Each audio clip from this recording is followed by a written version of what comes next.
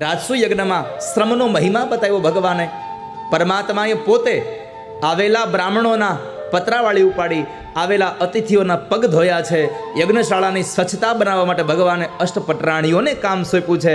કારણ જે જગ્યાએ યજ્ઞ હોય ને ત્યાં આપણે પૈસાથી દાન ન આપી શકીએ તો કાંઈ નહીં, પણ જે પણ સેવા કરવા મળે એ સેવા કરો, એ તમારું મોટામાં મોટું દાન છે.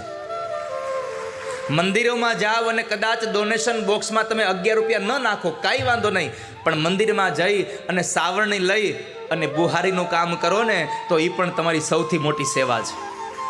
મંદિરની સ્વચ્છતા રાખીએ આપણે. પણ આપણે તો શું હોય, હવે પૂજારીને આખો દી બીજું શું કામ હોય?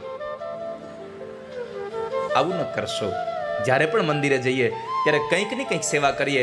કાંઈ નહીં તો છેલ્લી બાકી જે મંદિરના દરવાજામાંથી મંદિર સુધી પહોંચનારા જે વટેમાર્ગો, યાત્રિકો, ભગવાનના ભક્તો છે, એનો માર્ગ વાળી નાખીએ આપણે, એનો રસ્તો ચોખ્ખો કરીએ, એને પગમાં કાંટા કાંકરા ન વાગે એની કાળજી રાખીએ.